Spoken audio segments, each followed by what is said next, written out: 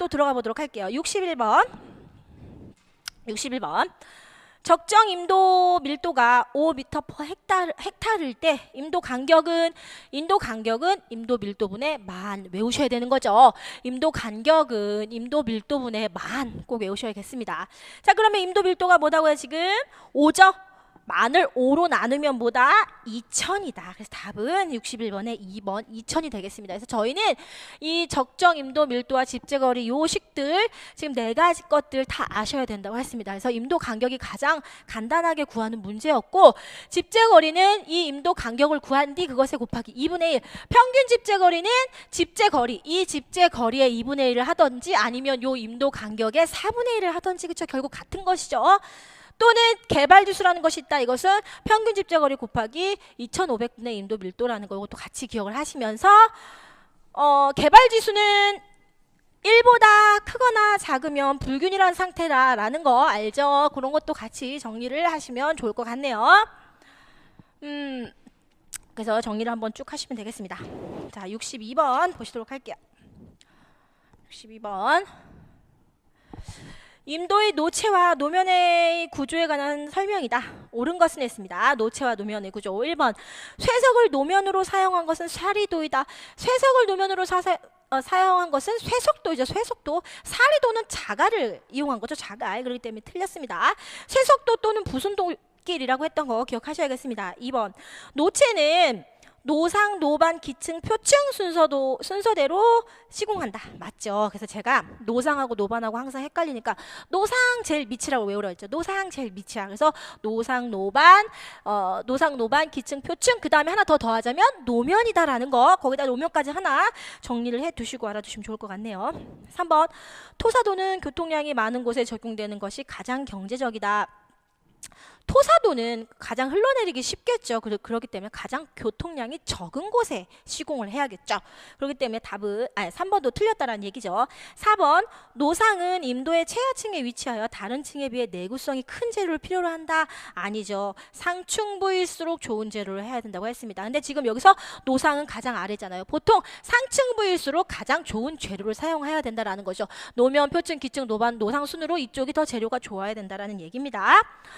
그래서 답은 2번이 되겠습니다. 자, 63번.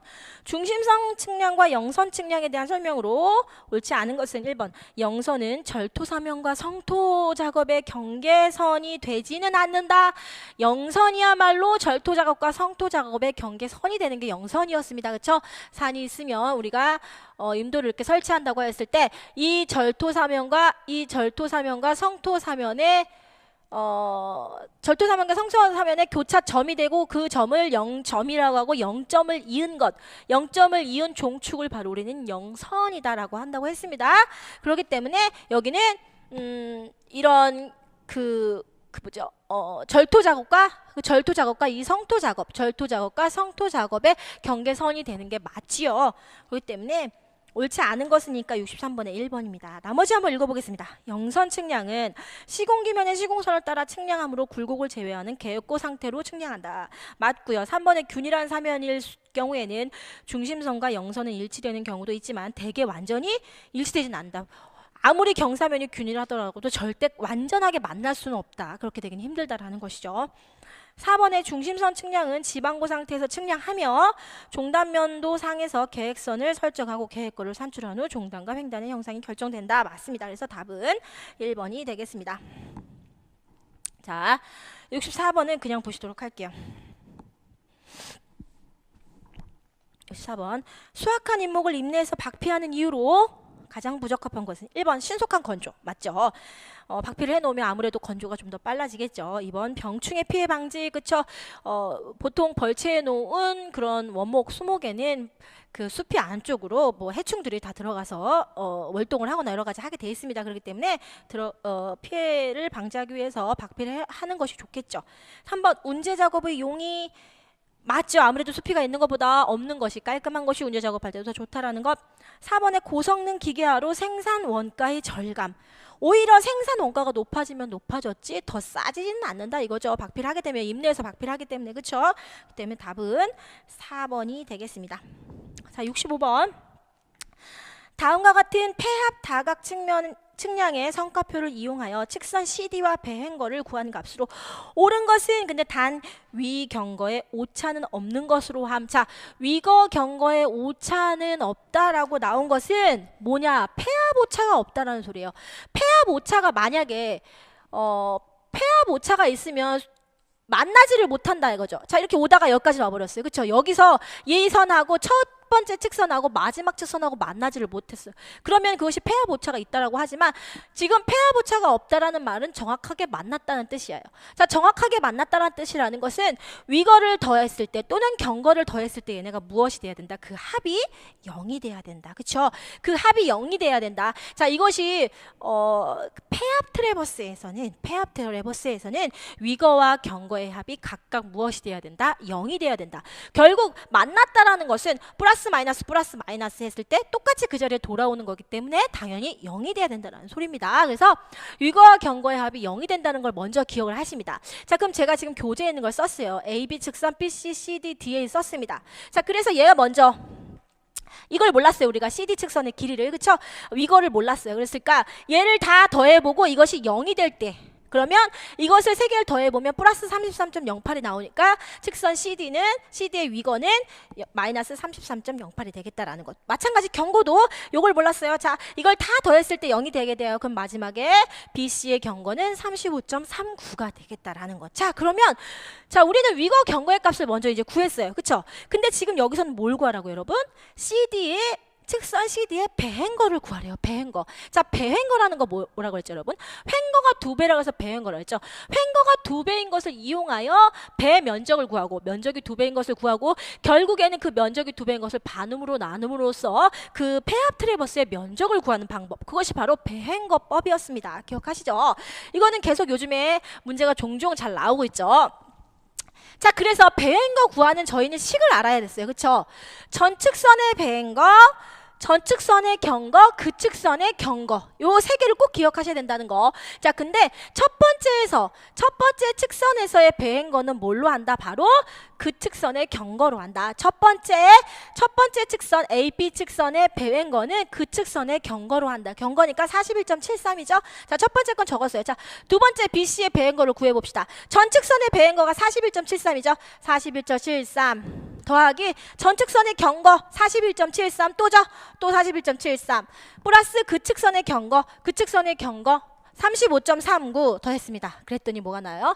118.85예요. 자, 그럼 여기까지 구해야지. 차근차근 구해 나가야지 CD의 배행거를 구할 수가 있습니다. 자, 그럼 먼저 이제 얘를 또 기본으로 해서 자, CD 또 배행거 한번 구해 보도록 하겠습니다. 전측선의 배행거 118.85에다가 전측선의 경거 35.39에다가 그측선의 경거 마이너스 39.28 더해주면 뭐가 된다? 114.96이 된다. 그래서 답은 114.96, 65번에 3번이 되겠다라는 것입니다.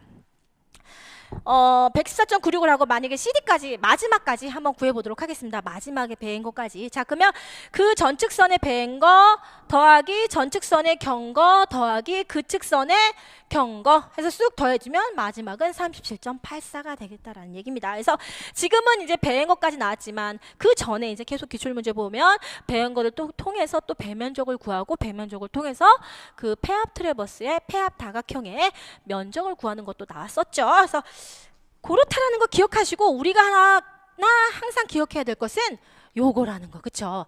폐합 트래버스는 위거와 경거의 합이 0이다. 그쵸? 그렇기 때문에 항상 보면 위거와 경거의 오차는 없는 것으로 한다. 즉 폐합 오차는 없다라는 말은 도형이 만난다라는 뜻입니다.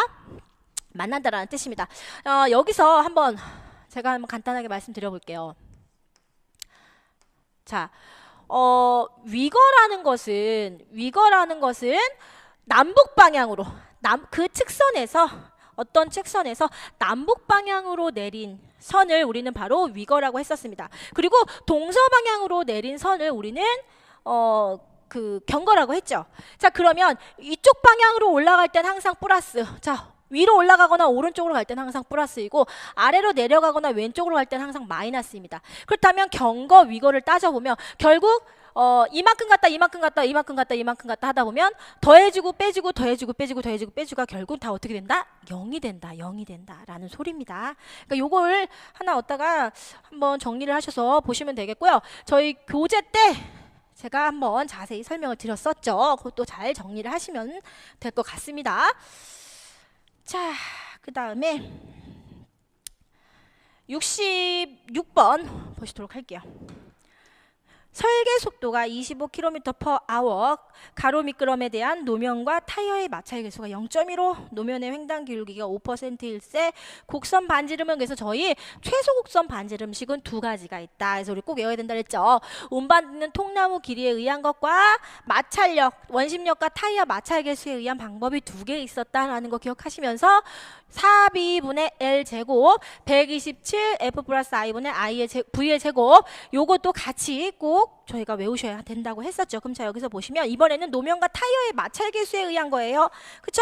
자 그렇다면 곡선 반지름은 그랬습니다. 127 자 구해볼게요.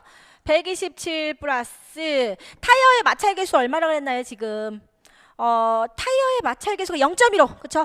0.15 플러스 물매 물매가 어떻게 된다고 했죠? 5%로 했죠. 5%는 여러분 소수점으로 바꿔야겠죠. 뭐죠? 0.5 아닙니다. 0.05이죠. 그거 별거 아닌 걸로 실수해서 틀리는 경우가 굉장히 많죠. 지금 외쪽 물매는 0.05예요. 그쵸? 0.5가 아니고 그 다음에 설계 속도의 제곱 설계 속도가 25니까 25 곱하기 25 해줬더니 이게 얼마가 나오냐면요. 여러분 약 24.6 606 쭈루루룩 나오게 됩니다. 그러니까 답은 여기서 뭐 반올림을 하든지 해야겠죠. 그래서 66번에 1번에 25m가 되겠습니다. 64.6이니까 반올림해서 25m가 되는 것입니다. 한번 여러분 요거 좀 풀어보셔야겠어요. 뭐 간단하죠. 이거는 식을 간단하게 외우면 풀 수 있는 문제들입니다. 그 다음에 67번 임도 설계 시 설계서에서 포함되지 않는 것은 그랬습니다. 임도 설계서의 마지막 단계인 설계서입니다. 그래서 이 설계서에는 이런 것들이 들어있다고 우리 이것도 아셔야 된다고 했죠. 제가 이거 수업 시간에 다 그대로 줄치고 색깔한 것들이 다 나오고 있죠. 목차부터 공사 설명서, 시방서, 예전공정표, 예선 내역서 이런 것들이 쭉 일의대가표, 단가산출서 한 요 정도까지는 여러분들이 나오는 것들은 아셔야 될 것 같아요. 요기 정도는 한번 뭐 이런 것들이 있다고 아시면 좋을 것 같고 특히 앞에 것들은 더 많이 좀 암기해 두시는 게 도움이 됩니다. 설계서에. 그래서 답은 3번에 측량 성과서. 이건 그냥 봐도 여러분 지금 측량이 성과서예요. 성과. 지금 한참 설계 중에 있는데 성과는 항상 뭔가를 일을 끝내고 났을 때 알아보는 거, 검증하는 거 그거죠. 그렇기 때문에 뭔가 그냥 봤을 때도 우리가 아닌 것 같다라는 얘기죠. 그래서 67번의 답은 3번이 되겠습니다. 자, 68번. 컴퍼스의 검사 및 조정에 대한 설명으로 옳지 않은 것은 컴퍼스 측량에서의 컴퍼스입니다. 1번 자침은 어떠한 곳에 설치하여도 운동이 활발하고 자력이 충분해야 됩니다. 맞고요. 2번 컴퍼스를 수평으로 세웠을 때 자침의 양단이 같은 도수를 가리키고 있어야 된다. 맞습니다. 3번 수증기의 기포를 중앙에 오게 한 후 수평으로 180 회전시켜도 기포가 항상 중앙에 수평을 맞춘다는 얘기죠. 항상 중앙에 있어야 됩니다. 4번 컴퍼스를 세우고 정준한 다음 적당한 거리에 연직선을 만들어 시준할 때 시준 종공이라는 게 여러분 구멍이 있습니다. 시준할 때 그 구멍이 있고 그 구멍을 통해서 시준 사실이 있습니다. 자, 시준공에서 시준 사를 보고 또 내가 측량하려는 곳을 봅니다. 그렇게 되면 셋이서 어떻게 되느냐? 수직선상에 있어야 된다. 수직선상에 있게 맞게 되어야 된다는 얘기죠. 그렇기 때문에 시준 종공 또는 시준사와 수평선이 일치할 수가 없어요. 수직선이 일치해야지 정상인 거죠. 그래서 답은 4번이 수평선이 아니고 수직선이다. 그래서 우리는 이 컴퍼스의 조사와 검사에는 이런 것들이 있다. 저희 컴퍼스 측량에서 요런 거, 요것도 뭐 잘 나오는 문제는 아닌데 또 나왔었죠. 그러니까 요것도 같이 그냥 한번 기출이 됐으니까 한번 쭉 읽어보시면 좋을 것 같네요. 자, 그 다음에 69번. 평판 측량에 있어서 어느 다각형을 전진법에 의하여 측량하였다. 이때 폐합 오차가 20cm 발생하였다면 측점 C의 오차 배분량은 어떻게 되느냐 했습니다.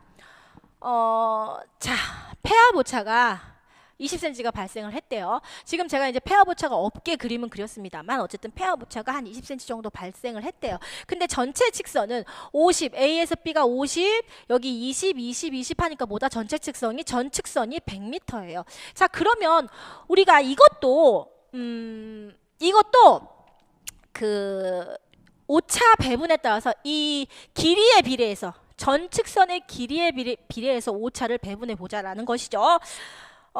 이게 전지법이라고 했죠. 그렇죠? 전체 그거에 의해서 한번 해보도록 하겠습니다. 자, 그러면 전체 측선이 100m예요. 근데 우리는 지금 어디를 구하는 거냐면 어디죠? 지금 C의 오차 배분량이에요. 여기에 오차 배분량이에요. 자, 여기까지 왔을 때 오차 배분량이에요. 자, 그러면 전체 측선이 100m예요. 그러면 A에서 B까지, B에서 C까지 오는데 70m였어요. 자, 100m 중에 70m를 왔을 때 전체 오차가 20cm라, 근데 센치인데 여러분 보세요. 센치니까 얘를 미터로 했으니까 얘도 미터로 해야겠죠. 그럼 얘는 0.2예요. 그쵸? 자, 전체 측선이 100m인데 C까지 오는데 70m였어. 자, 그러면 폐합 오차가 전체 0.2m일 때 C까지 올 때 얼마냐? 이렇게 구해준다는 거죠. 그러면 27에 14이고 100x. 그러니까 x는 어떻게 나온다? x는 이거 그냥 100 나눠주면 되는군요. 0.14네요. 뭐 간단한 거였어요.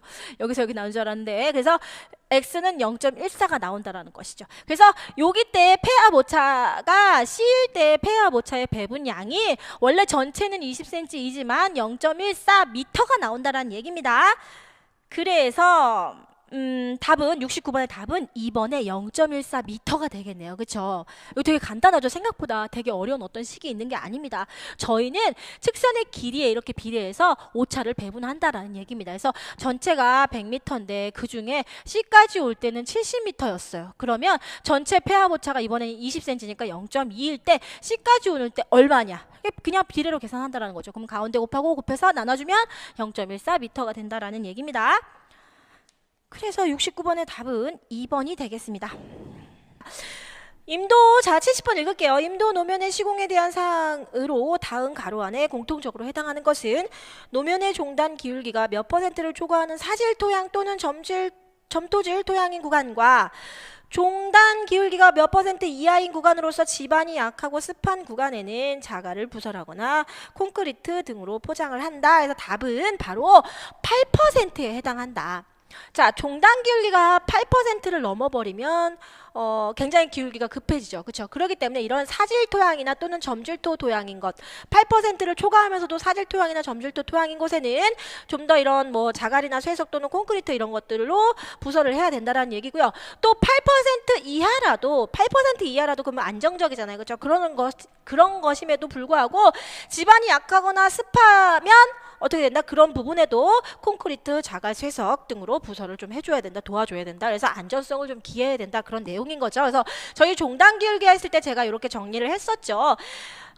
여기에 정리한 내용들은 제가 수업 시간에 다 정리했던 부분들입니다. 그렇기 때문에 여러분들이 꼭 수업 시간에 정리한 것들을 중요하게 꼭 보셔야겠습니다. 그 종단 기울기는 저희는 최소 2에서 3% 이상이다라는 것과 함께 종단 기울기가 높으면 높을수록 임도 우회 이론 감소한다. 우회한다라는 것은 기울기가 너무 높아서 우회를 시켜줌으로써 기울기를 좀 다운 시켜주는 것이죠. 근데 그냥 종단 기울기를 높게 했다라는 것은 우회율은 줄이되 그 대신 경사를 좀 가파르게 올라간다라는 뜻인 거죠. 그래서 이런 것까지 같이 기억을 해주시고, 자 70번에 그래서 답은 뭐다? 8%다. 8%. 자 정리를 하시겠습니다.